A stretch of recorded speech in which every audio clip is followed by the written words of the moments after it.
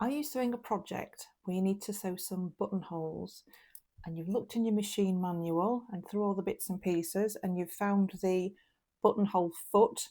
Might look a little bit like this one, and well, it looks a little bit scary if you don't know how to use it.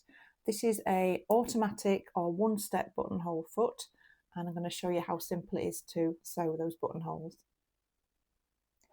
This is the buttonhole foot from my machine, and they all look fairly similar to this.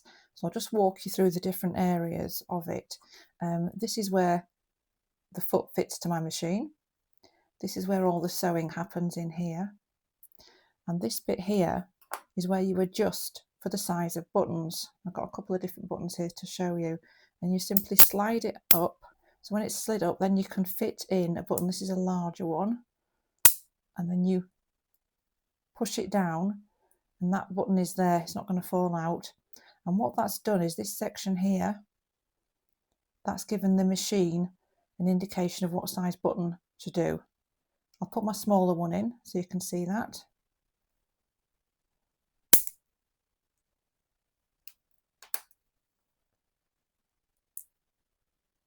So you can see that space is too big right now, but I'll close it. Now it's closed, that button is quite secure in there, and this gap here has got smaller to indicate the size of the button. I'd always suggest testing on a scrap of fabric.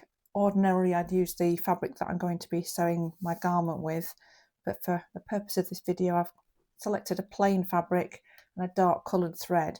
But I'll always mark where the buttonhole will start, and I'll maybe mark it something like that, and I might mark it up if it's not got a stripe on the fabric. But this is where I want to put my needle in to start the buttonhole. So before I get started, I want to remove my current foot and put on the buttonhole foot.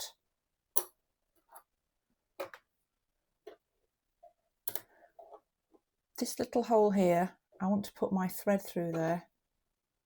It keeps things a bit tidier as we're stitching. So I'll put that through now while I've got more space to do so. Lift the foot up.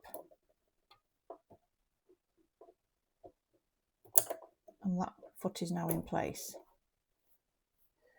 There's a little lever at the side. I'm sure your machine has got one similar. I want to make sure that's behind this first marker. That's the size of the button. I shall turn on my machine.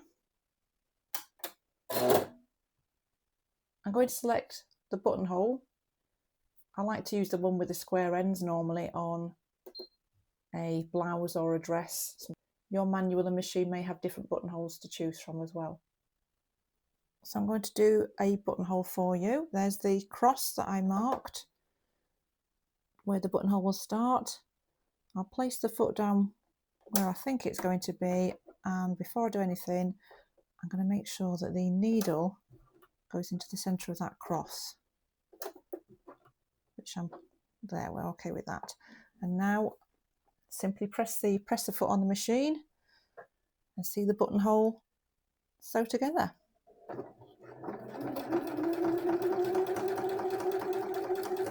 And my machine goes back before it comes forward with the satin stitch,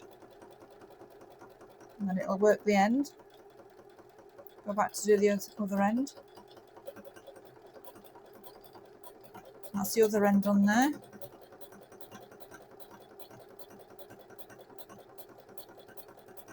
And then it'll do another bar tack at the end here.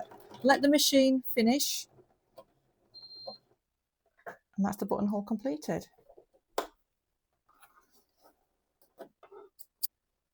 So that's the buttonhole. We've got a bar tack at each end, and then the sides are done with the satin stitch. And then this is the other side.